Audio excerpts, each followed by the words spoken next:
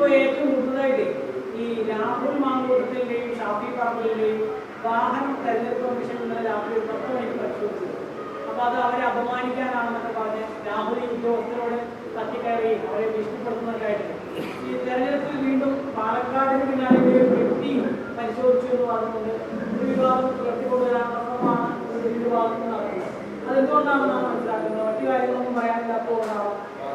ഈ രാഹുലും ഷാഫിയും ഈ രാഷ്ട്രീയ പ്രവർത്തനം നടത്തിയിട്ട് വല്ല കോമഡി സീനിലും പോയി അഭിനയിക്കുന്നതാണ് നല്ലത്. സത്യത്തിൽ തെരഞ്ഞെടുപ്പിൻ്റെ സന്ദർഭത്തിൽ ഇപ്പം ഞാൻ കണ്ണൂരിൽ നിന്ന് വന്നപ്പോൾ എൻ്റെ കാറും ഇതിൻ്റെ അതിർത്തിയിൽ വെച്ച് പരിശോധിച്ചു.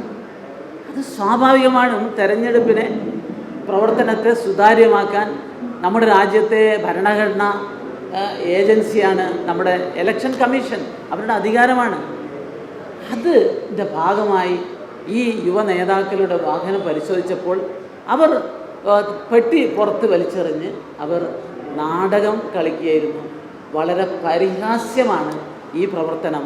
അതുകൊണ്ട് യുവ നേതാക്കളെ, നിങ്ങൾ ഈ പണി നിർത്തിയിട്ട് വല്ല സിനിമയിലും അഭിനയിക്കാൻ പോകുന്നത് നല്ലത്.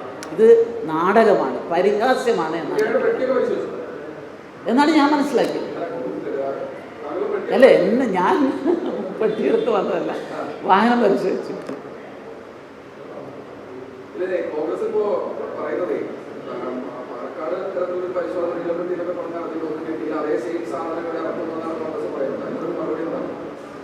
അല്ല, ഇത് സംബന്ധിച്ച് എനിക്ക് ഞാൻ ഈ പറഞ്ഞ കാര്യം മാത്രമേ പറയാൻ.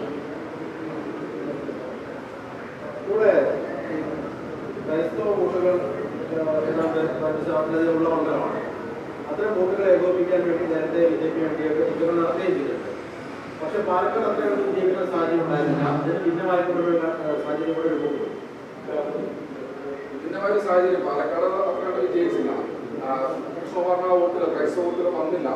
അതിന് വിഭിന്നമായ സാഹചര്യം ഇവിടെ ഉണ്ടാകുമോ എന്നാണ്. ക്രൈസ്തവർ മാത്രമല്ല, ന്യൂനപക്ഷ സമുദായത്തിൽപ്പെട്ടവരും പൊതുജനങ്ങളും ഒക്കെ ഇന്നത്തെ അനുഭവങ്ങളും ജീവിത യാഥാർത്ഥ്യവും പരിശോധിച്ച് ഞങ്ങൾക്ക് വോട്ട് ചെയ്യും എന്നുള്ളതാണ് ഞങ്ങളുടെ പ്രതീക്ഷ. നിലമ്പൂർ ബൈപ്പാസ്, അതുപോലെ മലയോര ജനതയുടെ വിഷയങ്ങൾ, അത്തരം വിഷയങ്ങളൊന്നും ചർച്ചയാവുന്നില്ല. അനാവശ്യ വിവാദങ്ങളാണ് മണ്ഡലത്തിൽ ചർച്ചയാവുന്നത്. അതാണ് യഥാർത്ഥത്തിൽ ചർച്ച ചെയ്യേണ്ടത്. ബൈപ്പാസുകളുടെ കാര്യം നോക്കുകയാണെങ്കിൽ ഇപ്പോൾ മലബാറിലാണ് ഞാൻ, തലശ്ശേരി ബൈപ്പാസ് ഒരു 40 കൊല്ലം പഴക്കമുള്ളതാണ് പിണറായി വിജയൻ്റെ നാട്ടിൽ. അത് പൂർത്തിയായത് നരേന്ദ്രമോദി വന്നതുകൊണ്ടാണ്. അതുപോലെ തന്നെ ആലപ്പുഴ ബൈപ്പാസ്, കൊല്ലം ബൈപ്പാസ്, ഇതൊക്കെ യാഥാർത്ഥ്യമായത് കേന്ദ്ര ഗവൺമെൻറ്റിൻ്റെ സഹായത്തോടു കൂടിയാണ്. അതുകൊണ്ട് നിലമ്പൂരിലെ ജനങ്ങളോട് പറയാനുള്ളത്, നിങ്ങളുടെ ബൈപ്പാസും യാഥാർത്ഥ്യമാണെങ്കിൽ നിങ്ങൾ നരേന്ദ്രമോദിക്കൊപ്പം വികസന രാഷ്ട്രീയത്തിനൊപ്പം നിൽക്കണം എന്നുള്ളതാണ് ഞങ്ങളുടെ അഭ്യർത്ഥന. ഞങ്ങൾ നല്ല മുന്നേറ്റം നടത്തും.